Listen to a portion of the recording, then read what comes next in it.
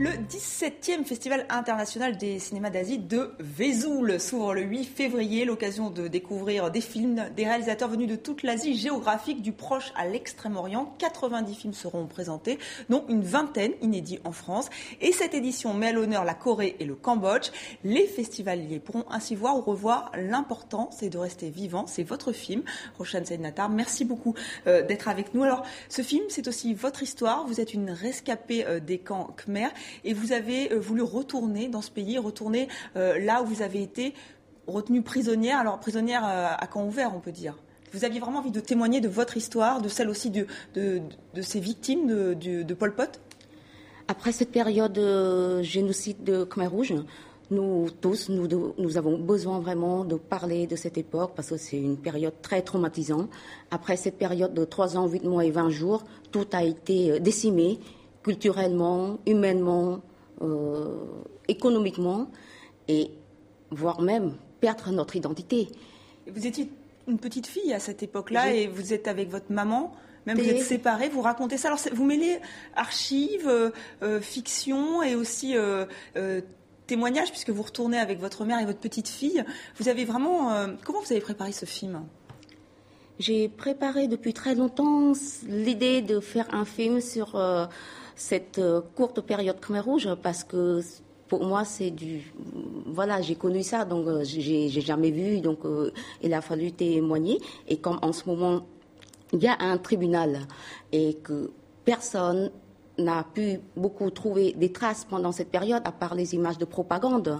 Donc il faudrait quand même tout le monde s'y met pour contribuer à la mémoire. Au devoir de mémoire très important. Aussi, oui. Alors justement, en fil rouge de ce film, il y a cette interview inédite, cet entretien avec l'ancien bras droit de Pol Pot, l'ancien chef d'État, Khieu Samphan. Vous avez voulu comprendre ses motivations et on va vous entendre, donc on va vous voir avec lui. Vous êtes en train de lui poser des questions et il reste droit dans ses bottes, on peut dire. On regarde. គេអាចចោទប្រកាន់ខ្ញុំបានថាខ្ញុំពីរឿងដែលជំនះប្រជាជនរឿងចាត់តាំងសហគមន៍អីហ្នឹងខ្ញុំមិនបានតវ៉ាមើងម៉ាត់ខ្ញុំគ្រាន់តែលើក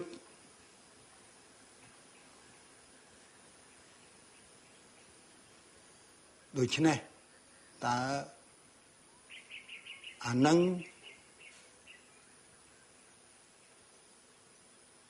ខ្ញុំត្រូវទទួលទោសកម្រិតណាស្រេចតែបងប្អូនរួមជាតិយើងវិនិច្ឆ័យចុះ Et justement, alors les compatriotes vont le juger, enfin ce tribunal spécial va le juger. Là aussi, cet entretien, c'est aussi pour témoigner, pour essayer de comprendre aussi les motivations.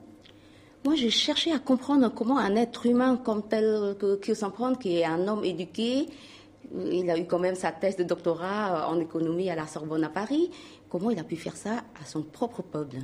Et c'était pour savoir, qu'est-ce qu'il va me répondre à ma caméra.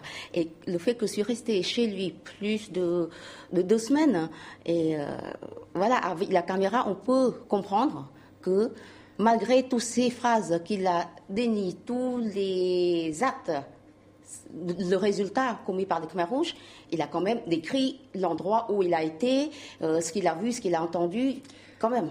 Donc, il faut voir le film en entier. Ce qui est étonnant aussi, c'est que vous ne lui dites pas que vous avez été victime de ce régime et vous restez toujours d'un calme imperturbable. On se dit, mais vous pourriez exploser de colère justement devant cet homme qui refuse d'admettre sa responsabilité. J'ai attendu qu'il me pose les questions sur mon passé, parce que moi, j'ai passé mon temps à m'intéresser à lui, à savoir ce qu'il faisait. Il ne m'a pas posé de questions, donc je n'avais pas de place pour lui dire ce que j'ai vu, entendu. Donc, j'ai attendu quand même à la fin de l'entretien. Je lui ai dit à la fin de l'entretien, hors de la caméra, et tout ce que j'ai voulu lui dire, c'est en images fictionnées par rapport à mon vécu sous le régime Khmer Rouge. Alors ce qui est très fort aussi, ce sont ces retrouvailles, si on peut appeler ça des retrouvailles. On va vous voir avec votre maman et votre petite fille. Vous retournez dans ce village, vous avez été interné, on peut dire ça, et vous retrouvez vos bourreaux de l'époque. Et là aussi, on peut se demander comment les bourreaux d'hier et les victimes d'hier peuvent se retrouver au Cambodge aujourd'hui. Comment ça se passe ?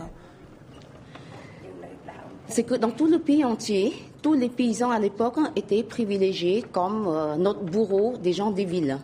Et ces bourreaux-là, ils étaient,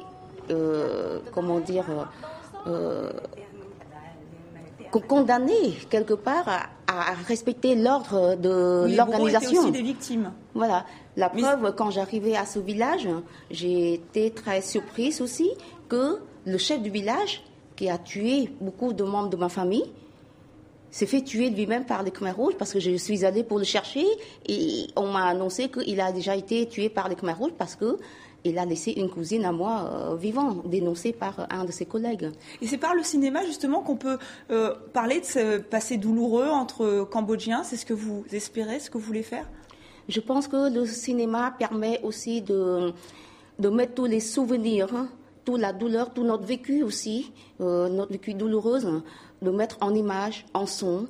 Quelque part, ça nous permet de soulager, comme quoi, voilà, on peut quand même faire connaître dans le monde ce qui s'était passé dans ce pays. Donc, les responsables ont voulu...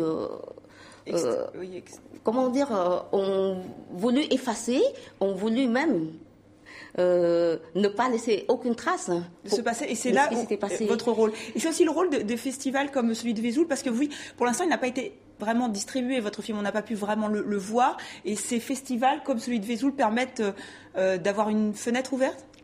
Mon film n'a pas un vrai distributeur, c'est le producteur lui-même qui a décidé de distribuer le film, donc il est sorti en salle pendant 1 mois, mais il y a beaucoup de festivals qui l'ont permis de voir ce film, donc le festival de Vesoul qui a fait un rétrospectif sur le cinéma cambodgien et la Corée, donc il y a quand même 22 films cambodgiens sur 90 films, un quart de films cambodgiens dans la programmation.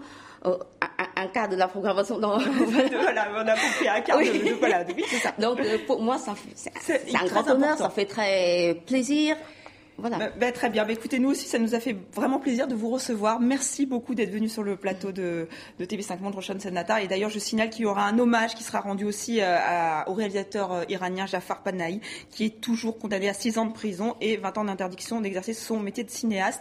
Et si vous voulez tout savoir sur ce festival de Vesoul, www.cinema-asie.com. Voici le site qui s'affiche sur votre écran. Et c'est